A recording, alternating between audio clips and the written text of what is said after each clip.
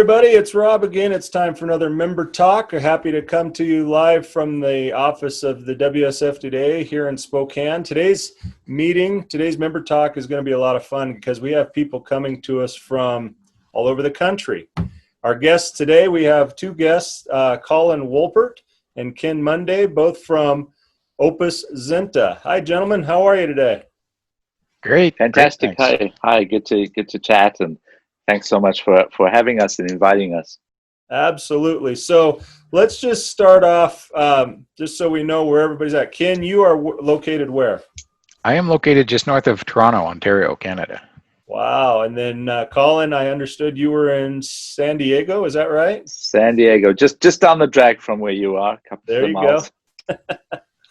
So that's actually exciting because the joy of virtual worlds is we can connect everybody without any sort of being in the same room together. We can get on and do this. So welcome, gentlemen. I'm glad you came and are a part of our Member Talk today. Opus Xenta. What is Opus Xenta? Tell us a little bit about that. We've just brought you on as new funeral partner members, but tell our members, what is Opus Xenta? What do you do? Are you going, Colin, or do you want me to? I was waiting for you to shoot along there. How about you Ken, go you along, do it? Ken, Right. and then I'll add on any extras. There you go. So what we do at Opus Xenta, we specialize in records management solutions for the death care profession, cemeteries, funeral homes, crematoriums. We cover it all with a fully integrated solution to bring them all together. And so we offer different things for like funeral home software. We have the funeral bookings, service planning, workplace and escalations, and everything you need to help manage your records at a funeral home. Right. A fully integrated system. We're in the technology business, in the innovative technology business, and one of the things that we do is providing software. We're entirely dedicated to the death care profession. All of anything that we do has to be related to that, and so we bring a wealth of technology. I've been in the IT ERP world for 29 years now, not to age myself.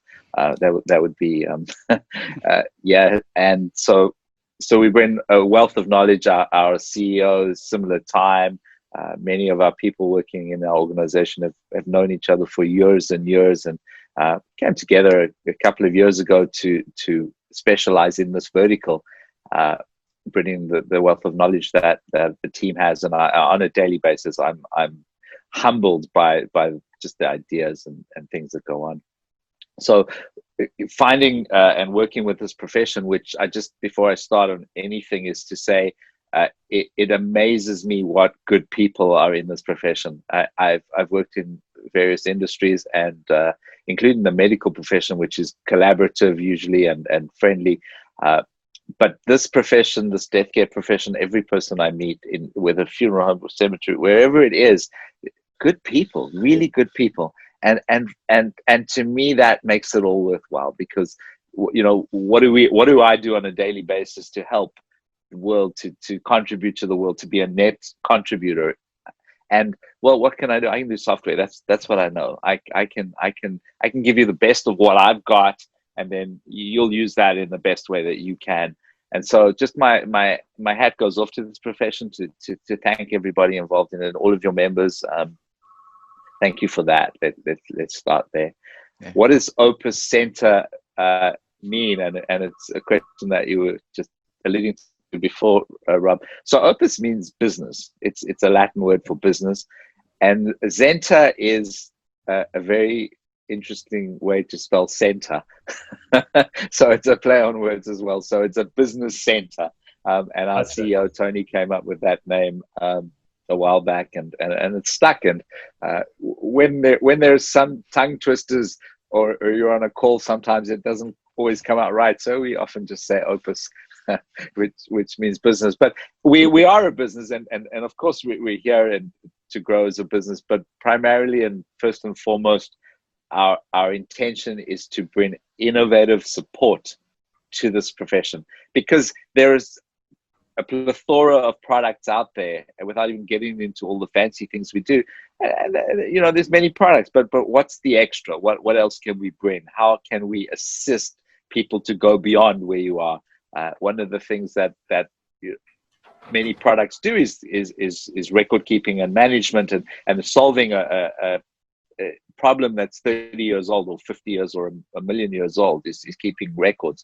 And we go on beyond that and say, well, how can we innovate with that information? Not just record the documents and the data, which we can do. That's pretty easy. But what can we do with it? How do we innovate with it? How do we empower our partners? And when I say partner, that's an interchangeable word for client. We first of all don't have customers. That's just not a word we use.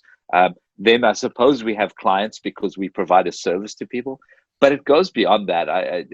To digress for a second, I recently signed up with a client partner, and he said to me, "We went with you because we wanted a partner. We didn't want a supplier. We didn't want another product and someone to come in and have a vendor relationship. We wanted a partner. Pick up the phone when I need you. Saturday, something went wrong. Pick up a phone. Hey, Colin, even though it's outside of my realm of services, I do manage the country, North America, and have me available." And that's what we're about. So providing innovative empowerment within the solutions that we provide. That's Opus Xenta. And a great team of people. Just a pleasure to wake up each morning and work with a team around the world, which is one of the other things that you were talking about, Rob. I suppose I should give you a chance to ask some questions. Yeah, you're taking all my questions. No, keep going. You're doing great. You're doing good. But I do want to highlight that you guys are a worldwide operation, a worldwide business center. I know you've got, based on the website here, I'm seeing you've got spots in Sydney, Australia, England, kind of all over. Right. And go ahead. I got a question after that, but go ahead. So yeah, let's start in Australia, down under, in their winter right now. We have many clients down there, many partner clients, and our head office was originally in Australia, in Sydney, and we have many people working there. We shifted to the US a while back, and ultimately would build a big center over here, although I would like to say that our head office may move to the US, but I've got to be very careful about saying that, so that anyone who heard me say that, it's off the record. It's a good thing this won't be put on YouTube. Yeah, good thing it's not a public. Yeah, I mean, well, look, worst is I can get into trouble. That's the worst that'll happen. And not that ever happens. I never get into trouble. My boss loves me. He's a really good guy. It makes a difference to work with this amazing team. So yes, we're in Australia, we're in the United States, we're across the United States, San Diego, West Coast. We have services in Florida, we have Ken up in Canada, East Coast Canada, we have Texas. Yeah, there's a whole bunch across North America, and North America is a growth market for us. We're expanding rapidly.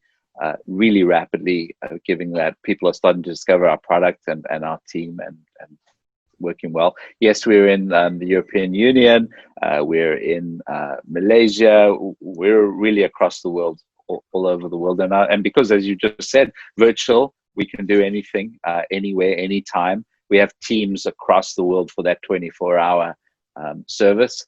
And of course, we have servers. Our solution is SaaS. Software as a service, so it lives in the cloud, and we employ servers in the country of use. So in the United States, our servers are located here. In Canada, the servers are in Canada for legislative reasons as well, and not to mention speed. Speed is kind of important. Sure. But yeah, across the world, and able to there's no place we can't reach and provide the solution. So let's kind of dig down a little bit into Opus Xenta. It's more than a record keeping. I mean, your software, just kind of going through the website here, is used on a daily basis with sales teams in the funeral home, with marketing teams.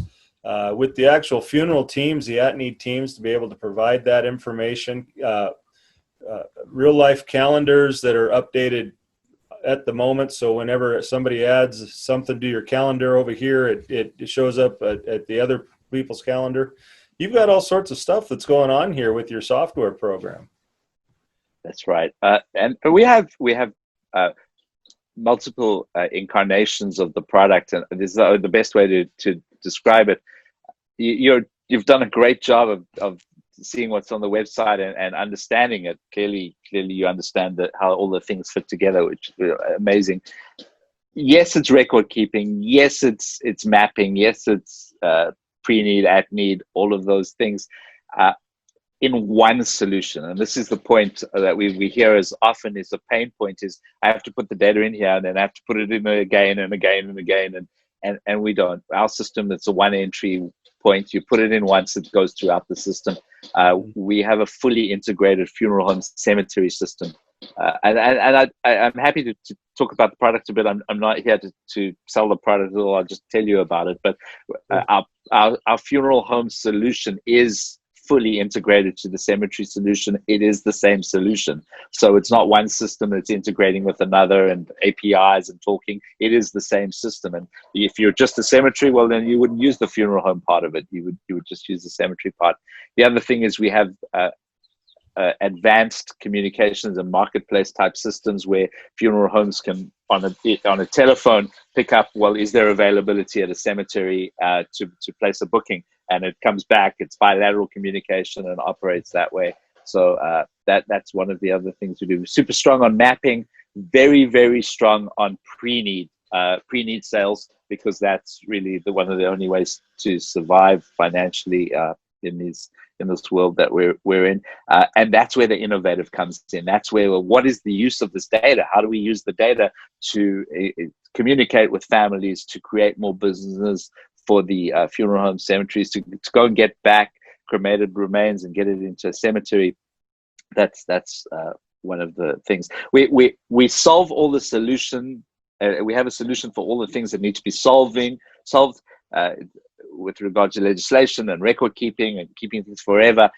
But then we go one step further. It's the innovative. How do you use that data? How do you market? How do you get reverse feedback? How do you respond to that information? Okay. So let me play a little devil's advocate with you if I can, just because I'm thinking that we've got funeral homes and cemeteries in our membership all over the state of Washington, some very small, what you would call a mom and pop funeral home, which literally is run and owned by mom and pop. And we have some that are extremely large with multiple staff members, multiple different departments. Is your software usable at any one of those facilities? I mean, can the mom and pop use this software to go through their entire arrangement and pre-need departments or pre-need records to get everything in one spot, just the same as the large funeral home could do with multiple staff members? Is it designed that it's usable on both ends of that spectrum? Right. The system is fully scalable. It'll start at one user. Currently, I'm working on 100-user system that's going to go in. We're working on all the plans for that. And it's not unusual to be talking to clients with more than 100 users. And of course, the system will operate. So it scales perfectly.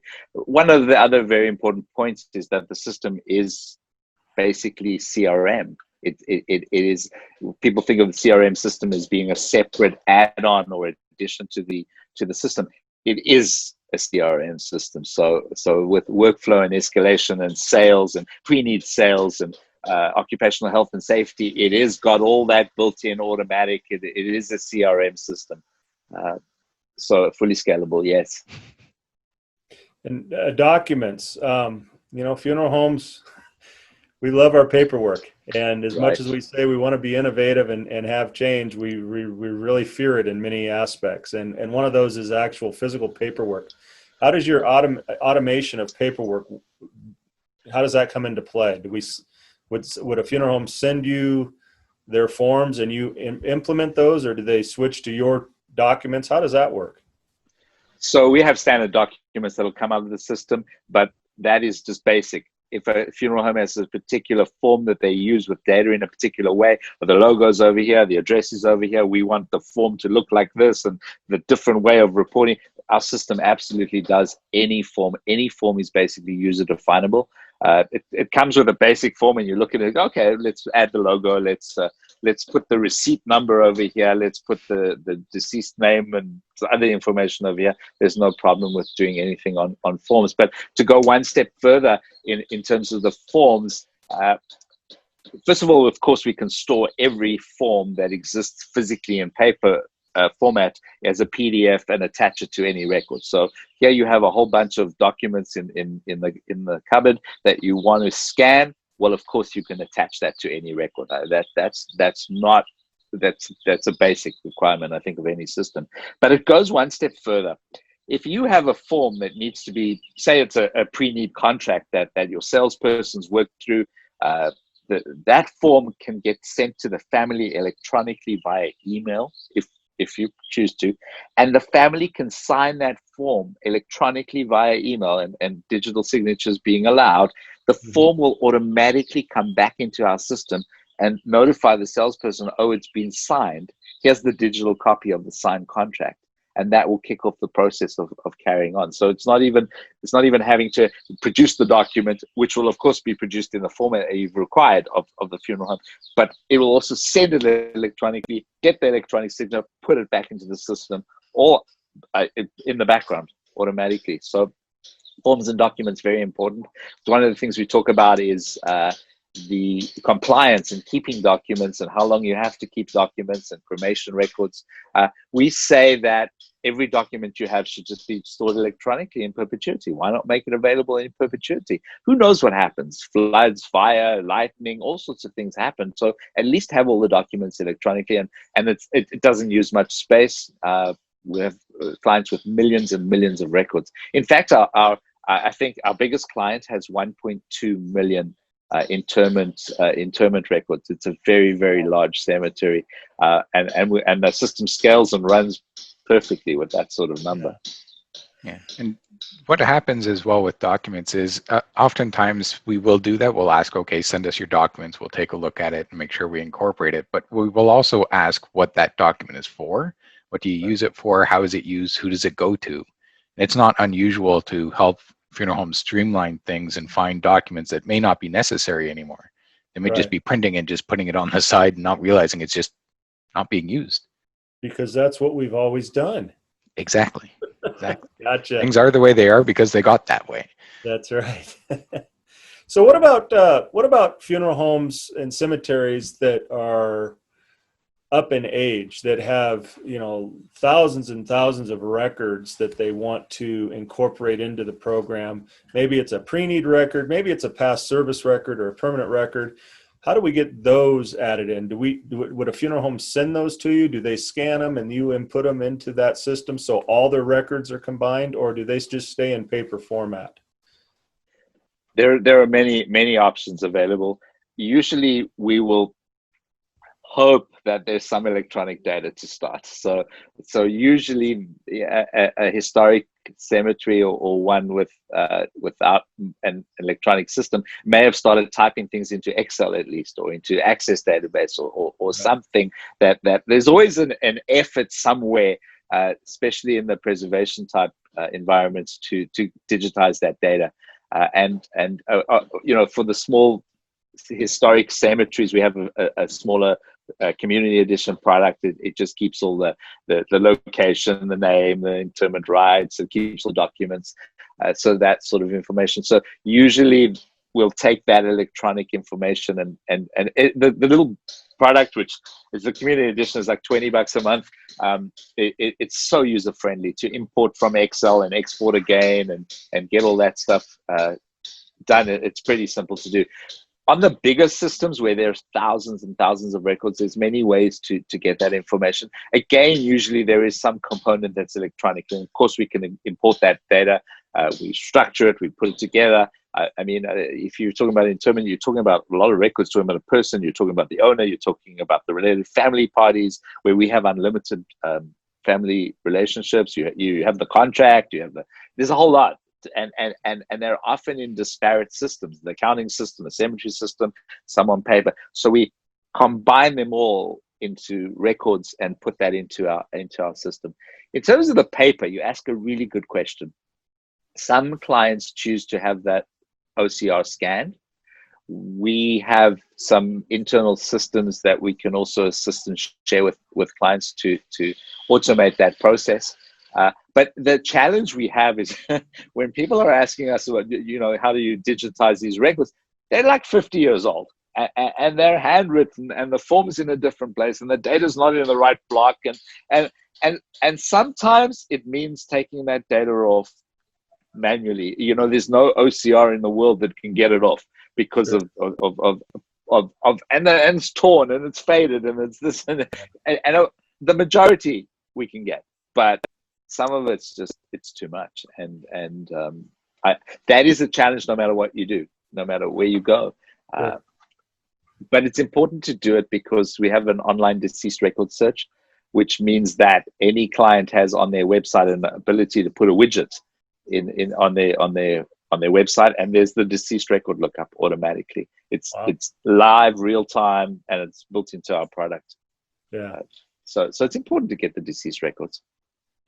Now, I'm going to shift gears on you, but I want to ask, when I do that, if that last widget that you just talked about of the deceased record search would also work with this gear shift that we're going to, and that's your digital mapping program of the cemetery. So I want you to tell us a little bit about how that digital mapping works, but to me it would be interesting, and the question is if you're doing a deceased research or deceased lookup, will that pinpoint on your cemetery mapping where to locate that person as well?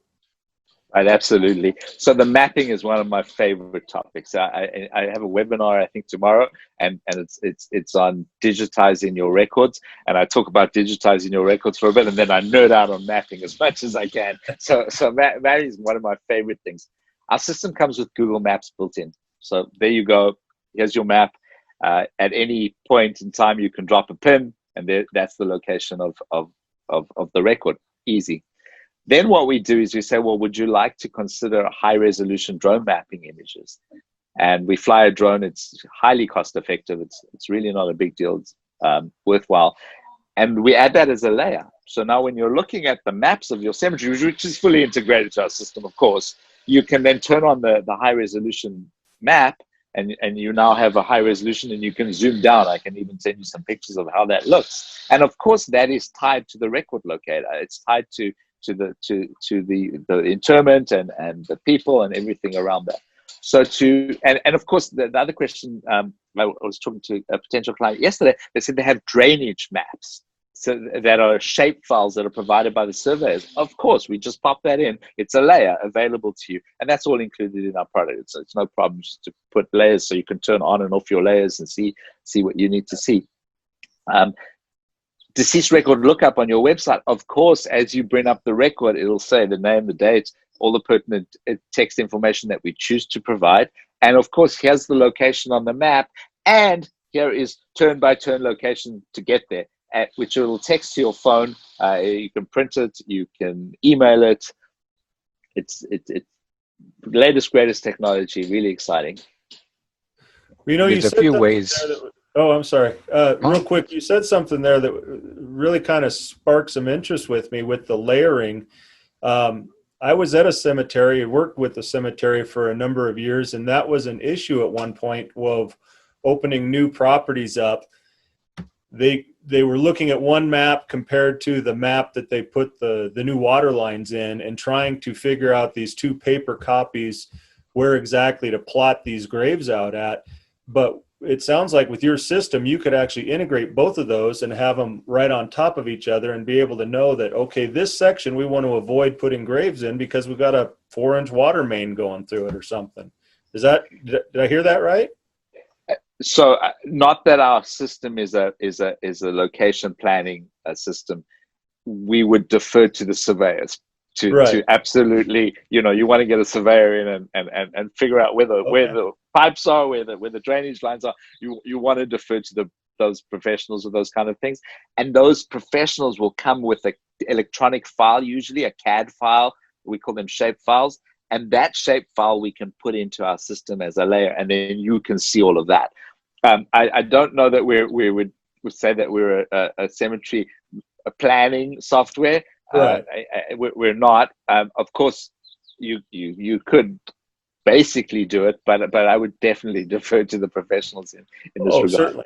But in Right. general terms, yeah, I mean, compared, if you're looking at your one map on paper on your left hand and your one map on your right hand, getting a generalization of them Yes. would really be a helpful thing for you. Yes, and to put it in a different term, we're also fully integrated to ArcGIS cloud-based systems. So if there are already maps that a cemetery has and wishes to use that, that's again a layer. Well, ArcGIS would pretty much be it, and then you could choose what you want to look at. But yeah, it's all built in. Really amazing to watch, and the technology behind it is ridiculous. Love it. Sounds like it. Ken, you had something you were saying there, and I apologize for cutting you off there. No, that's quite all right. Actually, it fits in with what Colin just finished speaking about as well. Anyway, so a lot of times people will ask, okay, well, how do we get those GIS maps done? How do we get those coordinates for each of those individual interment sites? And there's functionality and there's tools out there that people can use to go out to the cemetery and plot that themselves. Just go to something from Staples or wherever to purchase that tool and have somebody walk around the cemetery and get those coordinates. That can be done for cemeteries of any size. But I think Colin wanted to mention something new that we've got coming up for the mapping to help with that even further. Yeah, let's hear about that. Right. There are various ways to find where something's located. So often there are drives with scouts that go out and walk around with their cell phones, and they have an additional GPS Bluetooth type device, because the phones tend not to be accurate enough, or it's best to use an external sort of GPS device, and you can walk around and go one by one by one, and that's useful when you're taking pictures of the memorial stones as well. So it's not a moot task. It's something to do, and if pictures are being taken, it's the cost-effective way. It engages the community, and then of course that data comes back to us in some format, and of course we can import that because we'll have the GPS locations. But we have a product that allows you to basically add your polygons, as we call them, to a map real time and look at it, and at the same time attach the record that you know is in that spot to that map. And as you do that, here's your map showing you the full overlay.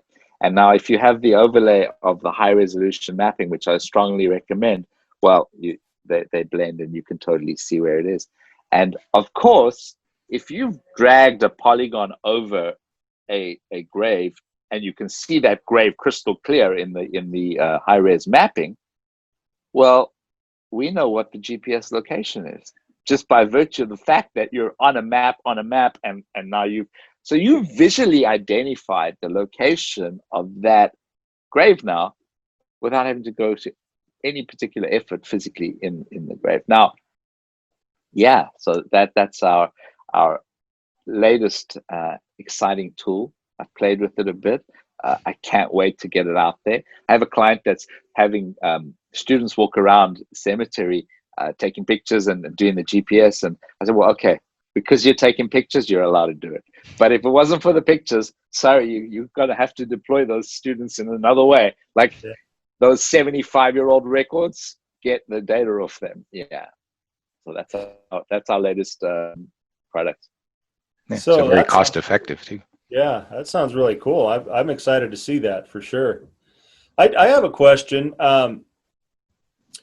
From a cemetery background, I know that there's a lot of times that cemetery graves are unmarked for various reasons. Maybe there was a headstone and it's been removed. Maybe was small and it sunk into the grave. Who knows why? But for whatever reason, the grave is not marked. When you're doing your cemetery mapping, are you able to as well get those types of graves that are unmarked listed in the map, so when people maybe do go on site to do a deceased search, they can see that that particular grave itself has no marking, but to know where to find it? Right. So our system has, first of all, our system has unlimited data fields, and you can customize per user any screen that you want. So if you want the name over here, the date of birth over here, date of death over there, you can move things around. If you have a requirement for extra fields, although I think we've got them all now, but sometimes it comes up that there's an extra field. So veteran grave we do, of course, and things like that. You can add as many fields as you need. But the status of the actual location, it has multiple statuses, available, active, out of service, unidentified. There are so many statuses, and again, that drop down is usually definable as to what you want. So when you go to a search screen, you can say, well, show me all the unknowns, or show me all the out of service, or out of service but sold, not sold, and there you can have a plethora of permutations in order to have a response on your screen to see what's available, what's not available. And what we do on the mapping, for example, is if it's an available plot, that you can say, well, show me in a graphic way on the map all the available plots. So for pre-need now, you have the ability to show families, well, here's the cemetery remotely. Look at what you want. Oh, you want by a tree over there? Click on it, and that you'll know the location and go from there. So that's really useful. You can set the status to display on the map of whatever the status is. Yeah, that's really cool, because a lot of those books are just ginormous plat books of carrying around for pre-need sales, especially. Yeah, and you mentioned those locations that for one reason or other are not identified on the maps or whatever, or not marked out at the cemetery. There's times where there's an interment site that is not marked on purpose. The family or the cemetery does not want anyone to know who is buried there. That can be something that can be marked in the database and hidden, so that even on your online search, they're not going to locate that person if for whatever reason the family doesn't want them to, or the cemetery doesn't. So there's protections there too for that instance. Well, this sounds like a really cool aspect to the entire Opus Xenta product. I'd like to see more of it in the future. Now, I know we are getting a little bit long, so we're going to go ahead and wind down here, but a couple quick questions. Can they do a demo with you? Could do an online demo? I know you mentioned webinars that you do, that you have those. How do we get on to the webinars, and how can we do a demo with you if we wanted to hear more about it? Right. So two things. The webinars are not product centric. Today I spoke a lot about our product, and thank you so much for the space to be able to do that. Usually the webinars are informative, educational, that we offer to the community and the profession. It's not usually about the product. Sometimes, because this one happens to be about digitizing, I'll show the product just as an example, but we won't show the product name on there because we're neutral. We just want to be educational and helpful. So the webinars are there. On the demonstration side of things, we have a very important process that we go through with our potential clients before we jump into, well, here's the product, because it is deep and comprehensive.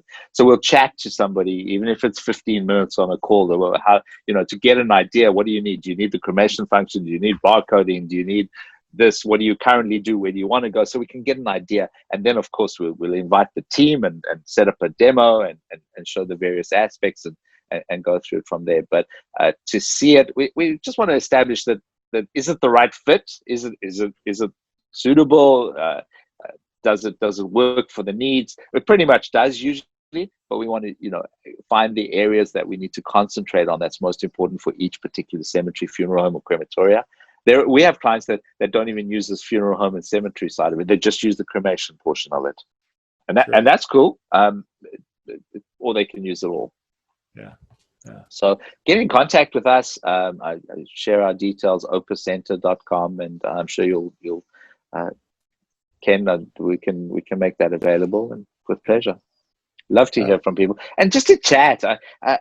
I know I talk a lot, but I love to talk to people in this profession. So often when we get a sales call, I can always, spend 30 minutes talking to somebody and actually only 3 minutes about the product at the end. Oh, by the way, we'll get back together and talk about that, just to hear what's going on, how people are doing, where are the challenges, how can I help, how can we help, how can we be a net contributor to this profession.